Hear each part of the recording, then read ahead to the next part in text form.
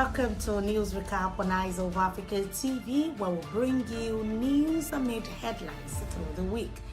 I am Tosin Adeyemi. In no particular order, a commercial bus driver set himself and several LASTMA officials ablaze to avoid arrest for a traffic violation. The altercation began when officers stopped the driver for breaching traffic rules. A viral video shows the yellow city bus parked on the road with 8 officers arguing with the driver. Suddenly, flames erupted, catching several officials off guard. The driver, engulfed in flames, ran into the road, narrowly avoiding a collision with a petrol tanker.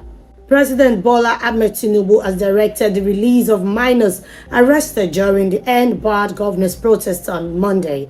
Vice President Kashim Shettima officially handed over the freed minors to their respective state governors at an event held on November 5, 2024 at the Presidential Villa in Abuja.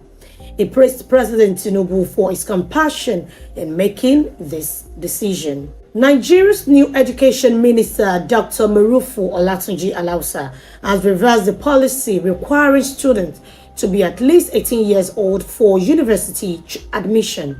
The rule, introduced in September by former Minister Professor Tahar Maman, mandated that students must be 18 to take key exams like WAEC and NECO.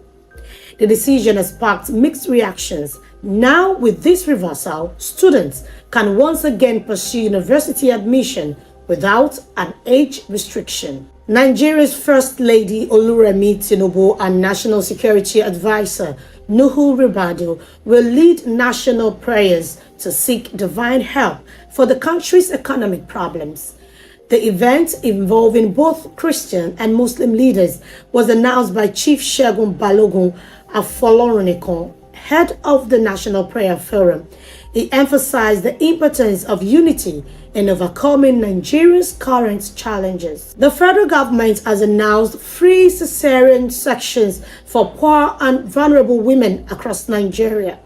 Health Minister Ali Pate reviewed the initiative at an event in Abuja aimed at reducing high maternal and newborn mortality rates.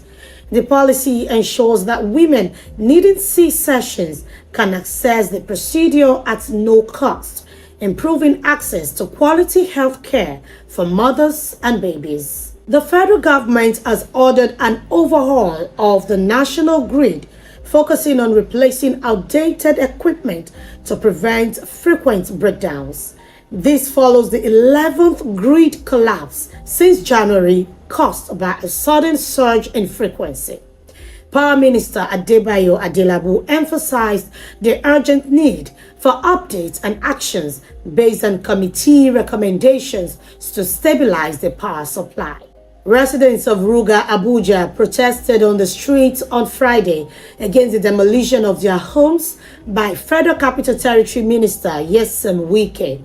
Joined by human rights activists, they criticized Wike for land grabbing in poor communities.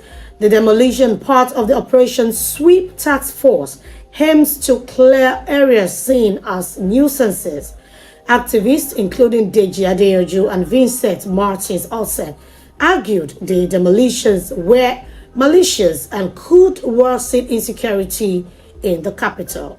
A new United Nations report warns that Nigeria could see a sharp rise in food insecurity, with 33 million people facing acute food shortages by 2025.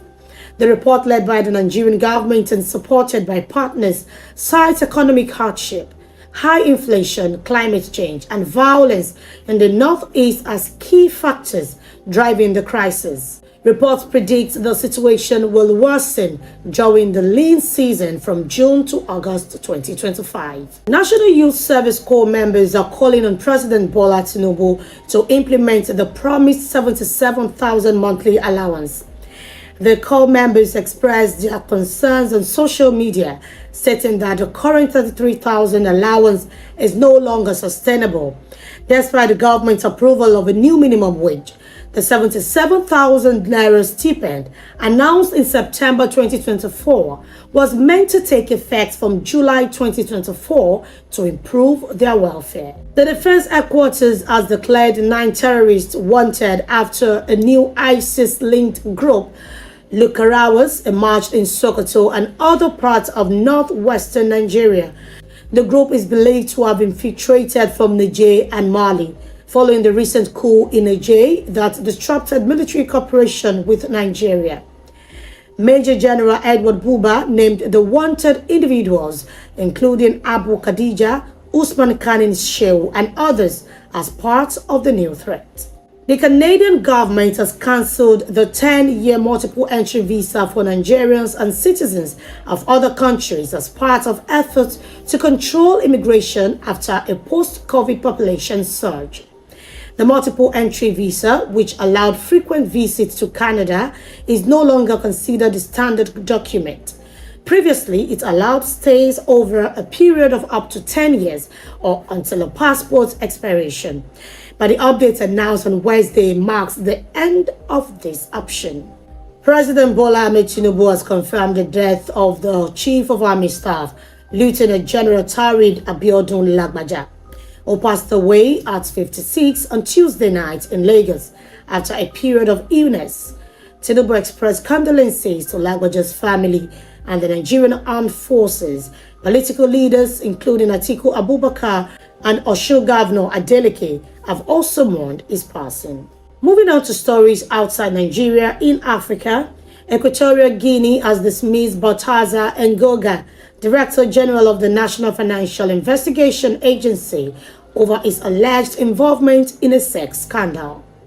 President Teodoro Basogo cited irregularities in his duties and inappropriate conduct in his firing. As stated in a November 4 decree, the scandal emerged after authorities found around 400 explicit videos of Ngoga with multiple women, including relatives and high-ranking official spouses. The videos were reportedly filmed in his office, hotels, and other locations. Ngoga is the son of Baltazar Ngoga Ejo, president of CEMAC. And finally, on the news, at least 3 people were killed and 66 injured in clashes between police and protesters in Mozambique on Thursday, following a disputed election. The deaths add to the 18 killed in earlier protests since the October 9 poll, which the opposition claims was rigged. Civil society groups and international observers have criticized the election, and the Constitutional Council has asked the Electoral Commission for clarification on vote discrepancies. Frelimo, the ruling party, has not yet commented.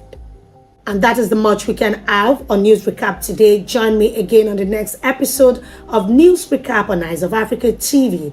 Don't forget to like, share, and subscribe to get notified once News Recap is on. Thank you for watching.